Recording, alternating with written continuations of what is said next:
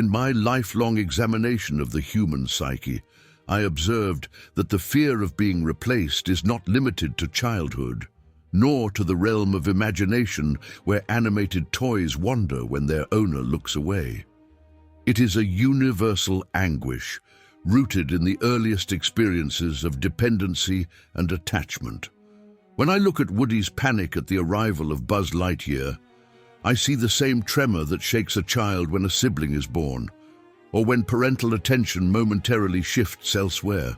Beneath the surface of jealousy lies a deeper terror, the dread of losing the place one holds in the heart of the beloved figure.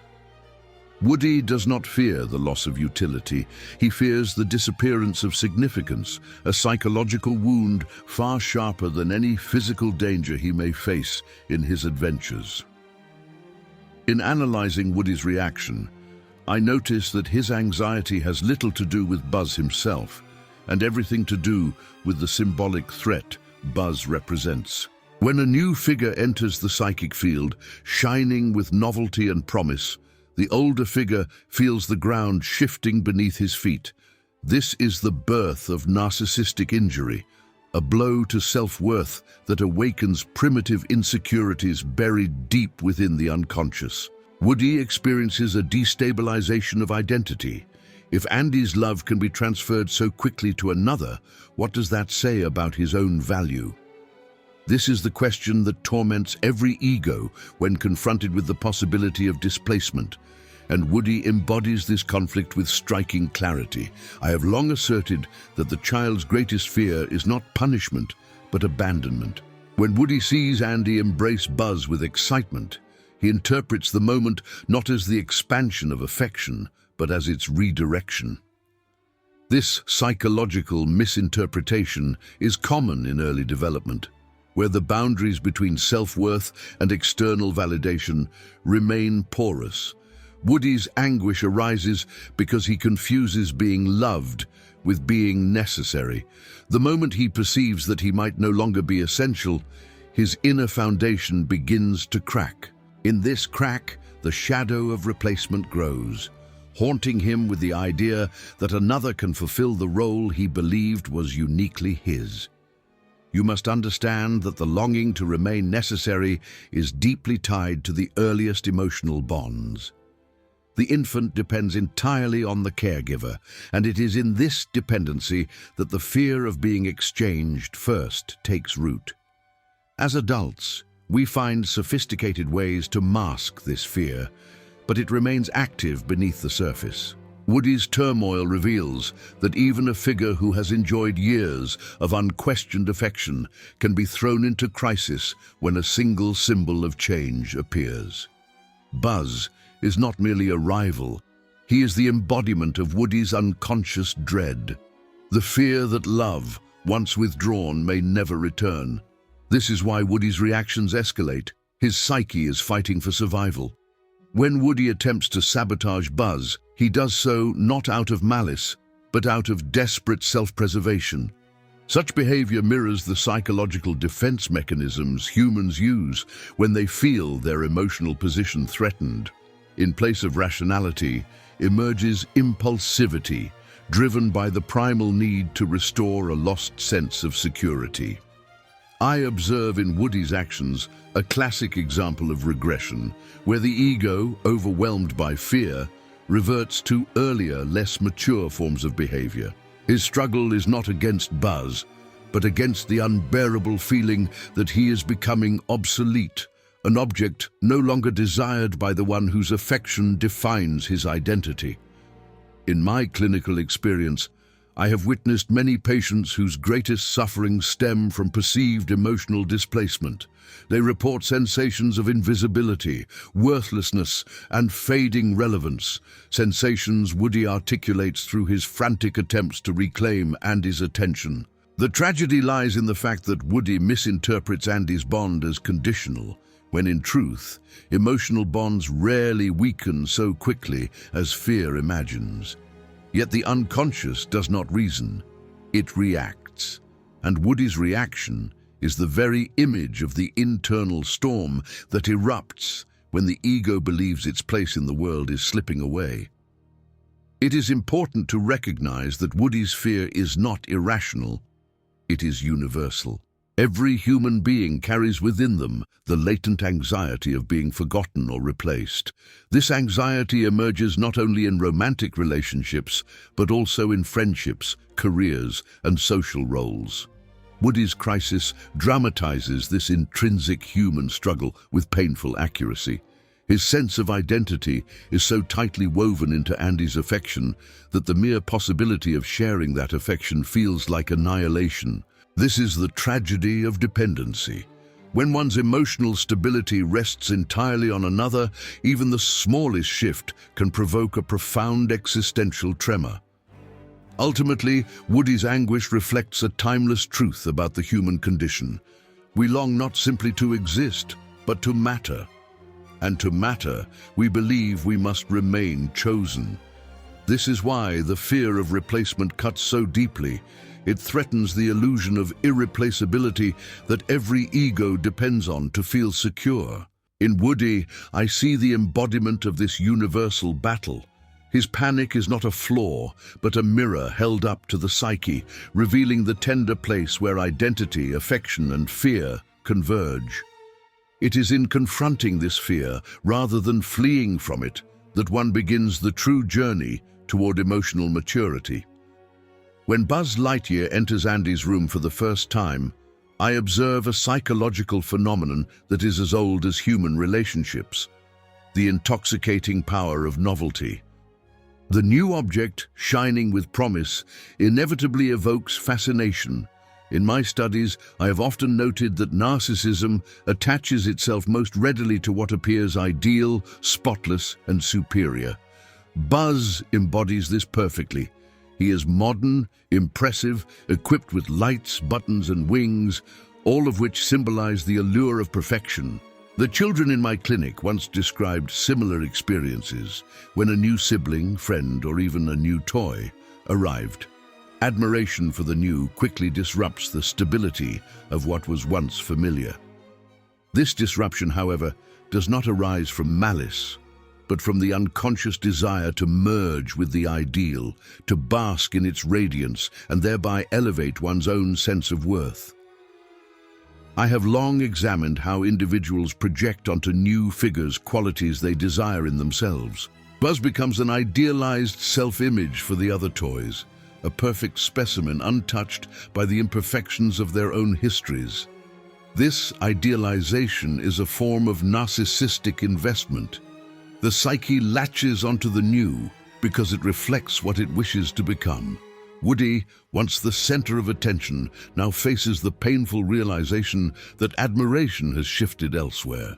Buzz awakens in the group a wave of idealizing energy, the same energy that children direct toward heroes, celebrities, or authority figures who seem to embody ultimate competence. This idealized projection destabilizes the emotional balance, creating an environment ripe for rivalry. In Woody's suffering, I see not merely jealousy, but a deeper wound to the ego. When the psyche encounters a new figure who appears superior, it experiences a fragmentation of self-esteem. Woody interprets Buzz's arrival as evidence of his own inadequacy, a conclusion shaped not by reason, but by unconscious comparison. The narcissistic brilliance of the newcomer acts like a mirror, but a cruel one. It reflects back to Woody everything he fears he lacks. Throughout my career, I have seen how the ego trembles when confronted with such mirrors, whether it be a rival sibling, a new colleague, or even a friend whose achievements cast uncomfortable shadows. Buzz himself is unaware of the psychological storm he creates. His confidence, fueled by his delusion of being a real space ranger, gives him an aura of invincibility. This is precisely why he becomes the focus of collective admiration. People, and in this case toys, are naturally drawn to figures who exude absolute certainty. This certainty is a rare and intoxicating trait, one that satisfies a deep, unconscious longing for an ideal authority. Thus, Buzz becomes a magnetic force, pulling the others into his orbit. The unconscious, ever hungry for symbols of perfection, responds to him with fascination and devotion. The narcissism of the new does not simply enchant, it threatens. When an idealized object enters the psychic system, it forces the existing objects into a hierarchy they did not choose. Woody, who once occupied the highest emotional position, suddenly finds himself demoted. This reshuffling is not merely social, it is deeply psychological. The ego depends on stable placements to maintain internal harmony, and any disruption triggers defensive mechanisms.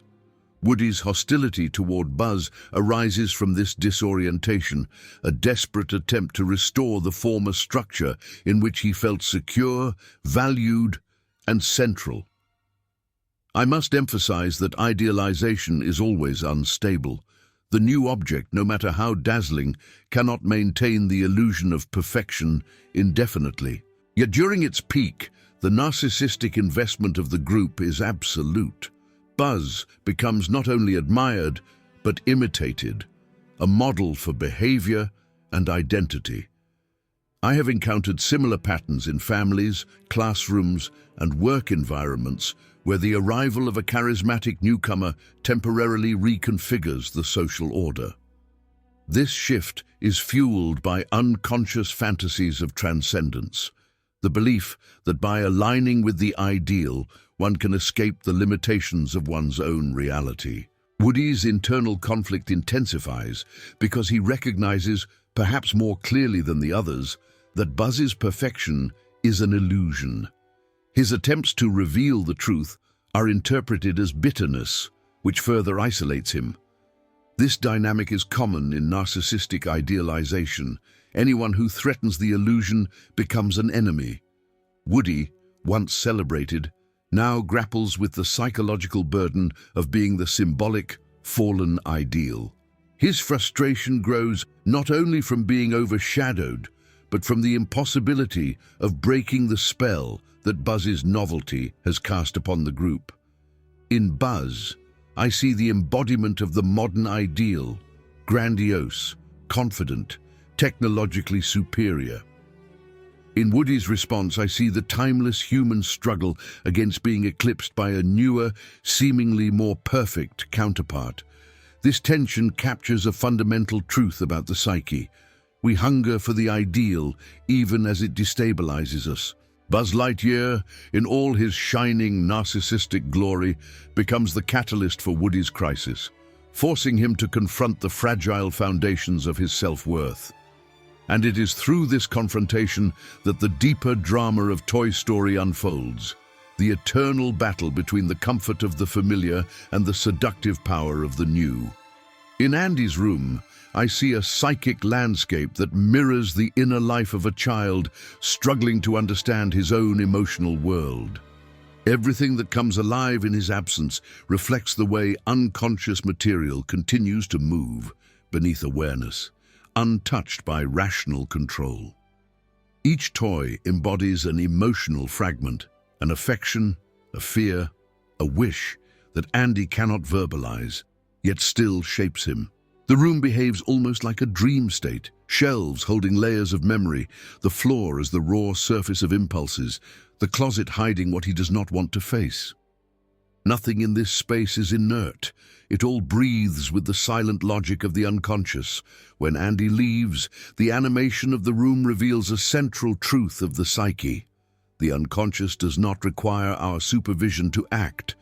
Desires continue working, conflicts keep unfolding, and emotional residues remain active even when consciousness turns its gaze elsewhere. In watching the toys awaken, I'm reminded of how repressed material behaves, alive, meaningful, waiting for the slightest opportunity to express itself. Andy may not know what he feels, but his room expresses it for him, as if the affect he cannot contain spills into objects that become part of his inner theater. Woody occupies the symbolic center of this psychic environment, representing Andy's earliest, most secure emotional attachment. He is the anchor of continuity, the embodiment of affection that predates complexity. Around him, newer toys gather, shiny, exciting, disruptive, mirroring the child's developing desires and shifting identifications. The unconscious constantly rearranges itself in response to new experiences, and the hierarchy among toys reflects this ongoing negotiation. What was once stable must now adapt, accommodate, or defend itself, just as older emotional bonds must make room for emerging ones. The physical arrangement of the room reveals psychological layers with surprising clarity. Andy's bed symbolizes the core of the self, the site of dreams, vulnerability, and the longing for comfort. The higher shelves function as distant memories, still accessible but no longer charged with intense emotional energy. Meanwhile, the cluttered floor is the realm of unfiltered impulses, where emotions roam freely before repression shapes them. In this sense, the room is not merely a child's space. It is a map of his evolving mental structure, a living architecture of his inner world. In Andy's absence, the toys enact emotions he cannot consciously process. Each one plays a role that mirrors a psychic function: the protector, the challenger, the nurturer, the symbol of courage, the vessel of imagination. This fragmentation is typical of childhood, where affect is distributed into symbolic figures so that the ego can manage overwhelming feelings. The room's constant movement shows that nothing in the unconscious remains static. Even the emotions Andy tries to ignore find expression in the actions of his toys, as though the psyche refuses silence. With Buzz's arrival, the entire system destabilizes. A new object of fascination enters Andy's psyche, forcing the unconscious to reorganize itself. New desires never arrive peacefully. They produce tremors that displace earlier bonds and expose buried conflicts. Buzz introduces novelty and idealization, and the room responds with tension. Woody's displacement reflects the child's struggle to integrate new attachments without losing the safety of old ones. In this way, the room becomes a visible representation of internal conflict, responding to change faster and more honestly than the child himself. This space also reveals the ongoing struggle between memory and growth. Old toys embody the comfort of the familiar, the emotional constancy that every child clings to. New toys represent possibility, challenge, and the excitement of identity and formation. These two forces, preservation and transformation, compete in Andy's psyche, just as they do in every human mind. The lively interactions in the room dramatize this struggle, making visible the inner tension between holding on to what once defined us and advancing toward what we might become.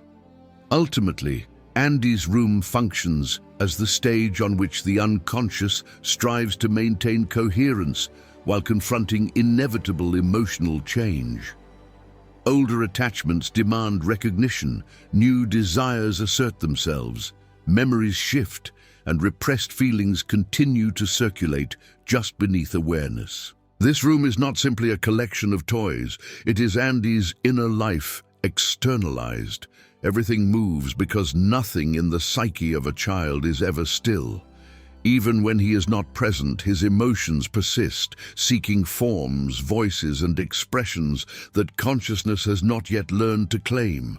I watch Woody's fall from the center of Andy's emotional universe as the classic rupture that occurs when the ego loses its privileged spot. The moment Buzz enters, Woody feels the symbolic floor collapse beneath him, and this collapse unleashes a wave of insecurity, denial, and agitation. From my perspective, the ego does not surrender its throne quietly. It reacts with urgency, seeking to preserve the identity it spent years constructing. Woody's anxiety is not superficial jealousy. It is the shock of realizing that the gaze that once affirmed his worth has shifted. In this moment, the cowboy experiences the unmistakable sting of displacement, and that sting becomes the fuel for his spiraling inner conflict, revealing an ego terrified of becoming emotionally irrelevant and desperately trying to hold on to a fading sense of certainty. I observe that when the ego senses it might no longer be necessary, it activates old defensive mechanisms designed to restore the lost order. Woody's behavior is driven by a narcissistic wound, the kind that penetrates directly into the core of one's self-worth. This type of wound destabilizes the internal balance, and because it threatens identity itself, the response becomes intense and impulsive. The ego tries to reaffirm itself through exaggerated gestures, as if reclaiming authority could erase the pain of being replaced. Woody is not just reacting to Buzz, he is reacting to what Buzz symbolizes, the arrival of a rival who exposes his fear of no longer being chosen. It is this confrontation with emotional vulnerability that pushes him into frantic attempts to regain control over a world he no longer fully commands. I interpret Woody's aggression as a primitive attempt to defend the collapsing ego. He does not truly want to destroy Buzz. He wants to destroy the emotional threat that Buzz embodies. The ego often confuses the external object with the inner conflict, directing hostility outward to avoid confronting the deeper wound within. Woody pushes, blames, and schemes because facing the truth of his fear would be too destabilizing. This is a common psychological maneuver. When the self feels weak, it projects that weakness onto something or someone accessible. In Woody's struggle, I see a subject trying to exile from his internal world the evidence of his own fragility. His hostility, therefore, is not born from hatred, but from desperation, a strategy to escape the unbearable realization of decline. I see in Woody a clear pattern of denial meant to shield the ego from the shock of losing its position.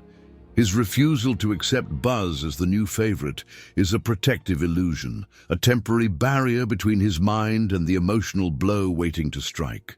The psyche builds such illusions to soften reality, and for a moment they work, they buy time, they cushion the fall. But the longer the ego depends on illusion, the harder reality hits when it finally breaks through. Woody tries to reorganize the external world to avoid facing the internal loss, as if controlling events around him could undo the symbolic dethronement. This denial becomes a prison, trapping him in a loop of resistance that only intensifies the emotional crisis brewing beneath the surface. I interpret Woody's hostility as an expression of the ego's fear of disappearing from the emotional map. His battle is not truly about power. It is about survival in the realm of affection. One of the deepest human anxieties is the fear of no longer being needed, of watching love shift elsewhere. Woody enacts a universal conflict, the struggle felt when someone's gaze, once a source of affirmation, turns toward another. As I analyze his reactions, I see a subject fighting not for dominance, but for recognition, clinging to the belief that proximity equals importance. This emotional terrain is familiar to anyone who has feared becoming invisible to those they cherish. Buzz becomes the symbol of that fear, the embodiment of the possibility that Woody's presence might no longer hold the same meaning. I recognize in Woody's desperation the echo of early emotional states, where the fear of abandonment first takes root. When status is lost, the ego regresses, returning to childhood impulses shaped by the need for attention and reassurance. Woody attempts to manipulate, command, and undermine Buzz because these are the strategies of a mind trying to reclaim love through force. This reveals the true nature of his crisis. He is not fighting a rival. He is fighting the terror of losing emotional significance. Behind every harsh word and reckless decision lies the same plea: do not forget me. It is a plea woven deeply into human psychology, driven by the ancient desire to remain important in the eyes of those who matter. I watch as Woody begins confronting the reality he tried so hard to deny, and this confrontation marks the beginning of ego reconstruction. The ego can rebuild only when it stops resisting the truth and acknowledges the wound that brought it down. Woody must face what he feared to lose, and only then can he understand his real place within Andy's emotional world. This process demands vulnerability, and although painful, it is essential. Illusions can protect, but they cannot heal. By meeting his fragility instead of fleeing from it, Woody takes the first step toward restoring inner balance. It is in accepting limitation that one discovers a more stable sense of self, one no longer dependent on exclusivity. I conclude that Woody's fall is not merely a narrative device, it is a psychological portrait of the ego under threat. His crisis reflects the universal moment when someone realizes they are no longer the center of another's world. This realization produces confusion, fear, and defensive chaos, but it also holds the seed of transformation. Growth emerges when the ego learns that being valued does not require being irreplaceable. Woody discovers that meaning is not found in status, but in connection, and that love is not a throne, but a bond.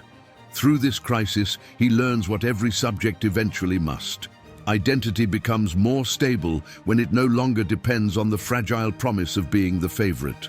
I observe the beginning of Woody and Buzz's uneasy alliance as the perfect moment to examine how rivalry can transform into identification. At first, each sees the other as a threat. Woody fears displacement, while Buzz clings to the illusion of being a real space ranger. Yet when they are forced into cooperation, their defenses begin to crumble, revealing vulnerabilities neither intended to show. In such situations, the psyche undergoes a shift. The enemy becomes a mirror, reflecting not danger, but similarity. The very emotions that once fueled hostility now create the first cracks through which empathy can enter. I recognize here a fundamental truth of human psychology. Conflict often hides unspoken affinities, and when these come to light, the groundwork for identification begins to form. I see in their reluctant partnership the collapse of illusions that once kept them apart. Woody is confronted with the fact that Buzz, despite his delusions, experiences fear and confusion, just as he does. Buzz, in turn, sees Woody's desperation not as malice, but as pain. When the facade breaks, the ego can no longer maintain its rigid stance, and a new dynamic begins to unfold. This moment is crucial. The unveiling of shared humanity dissolves the imagined superiority each held over the other. I watch as resentment gives way to recognition, the kind that arises when one realizes that the rival is simply another subject struggling to find meaning and acceptance. This shift marks the beginning of genuine psychological transformation. I interpret their forced cooperation as a situation that removes the luxury of maintaining hostility. When survival or mutual success depends on collaboration, the ego abandons the battle for dominance and turns instead toward adaptation. Woody and Buzz enter a space where competing is no longer useful. They must coordinate their efforts if they wish to return to Andy. This practical necessity exposes the hollowness of the rivalry they once clung to. In such scenarios, the psyche redirects its emotional energy, converting aggression into productive cooperation. I see this shift not as an act of moral decision, but as a natural psychological evolution when the subject recognizes that alliance provides more stability than conflict. I realize that as Woody and Buzz move through their journey, they begin to project onto each other qualities they secretly wish to possess. Woody sees in Buzz a confidence he has lost, while Buzz sees in Woody a groundedness he needs. This mutual projection forms the foundation of identification, a psychological process where individuals align themselves with traits found in others. Instead of seeking to defeat the rival, the subject starts absorbing aspects of them, reshaping the ego in the process. This blending of characteristics does not erase individuality, rather, it enriches it. Woody and Buzz's budding identification demonstrates how rivalry can evolve into admiration when the ego recognizes what it can learn from the other. I notice that their growing trust challenges the fears that once governed them. Woody no longer sees Buzz as merely the symbol of his displacement, and Buzz no longer interprets Woody as the obstacle to his imagined heroism. As the threat diminishes, the emotional space between them opens, allowing solidarity to take root. This shift mirrors a common psychological phenomenon. When the perceived danger fades, the subject can finally examine the rival without the distortions of fear. What emerges is not hostility, but a recognition of shared desires, companionship, purpose, and belonging. These shared needs highlight the universal human truth that even adversaries often want the same things. I interpret the moment they begin acting in harmony as the point where identification becomes reciprocal. Each sees the other not as an intruder, but as a partner whose presence strengthens rather than diminishes them. This reciprocity is essential for the formation of deeper bonds. The psyche relaxes its defenses, allowing the rival to become an ally, and eventually a reflection of one's own evolving identity. In Woody and Buzz, I observe the transformation of emotional energy. Aggression is sublimated into cooperation, envy into inspiration, fear into companionship.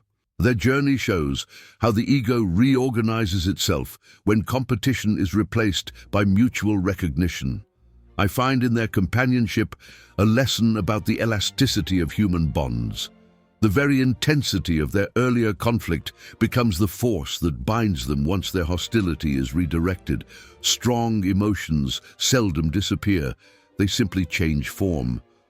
What began as rivalry turns into respect because the deeper emotional investment remains. Woody and Buzz learn to rely on each other, discovering that their strengths complement rather than oppose one another. Through this dynamic, I see the powerful psychological mechanism by which subjects convert antagonism into alliance, allowing connection to emerge from the very place where division once ruled.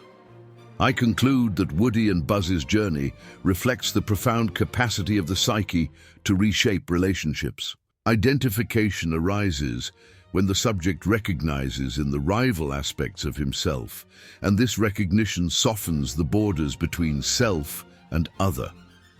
Their transition from enemies to allies demonstrates how rivalry can be transformed into unity when hidden similarities surface. This arc reveals a core truth. The emotions that divide can also bind when the subject understands the shared human needs beneath them. In Woody and Buzz, I witness the essence of psychological reconciliation, the moment when two individuals stop defending their egos and begin constructing a connection that strengthens both. I recognize in the moment Andy chooses Woody again, a profound psychological event, the restoration of the ego's sense of worth. Throughout Woody's turmoil, his greatest fear has been the possibility of becoming irrelevant, of no longer being seen, valued, or needed. When Andy reaffirms his affection, this gesture functions as a symbolic confirmation that Woody still occupies a privileged place in the child's emotional world. For the ego, such validation quiets the anxieties that arise from perceived displacement. I see here the temporary dissolution of the fear that has haunted Woody from the beginning, the terror of being forgotten, replaced, or discarded. I understand this moment not merely as a child choosing a toy, but as the reenactment of a primal psychological drama. Every subject carries the fear of losing love. It is one of the earliest anxieties of childhood. When the subject believes affection might be withdrawn, the ego suffers a deep wound, often leading to desperate attempts to reclaim attention. Woody's reunion with Andy represents the opposite dynamic, an emotional reassurance that the bond remains intact. This kind of affirmation shores up the ego's stability and re-establishes a sense of continuity that trauma had disrupted. I see Woody's relief as the release of accumulated tension rooted in his earlier feelings of abandonment. The psyche interprets being chosen as evidence that one still holds significance in the eyes of the beloved other. For a subject plagued by fears of inadequacy, this recognition provides temporary healing. Woody's internal conflict, his belief that Buzz might permanently usurp his place, is momentarily dissolved in the warm certainty that Andy still desires him. This experience mirrors how individuals cope with insecurity, through the longing to be affirmed by a figure whose approval carries emotional weight.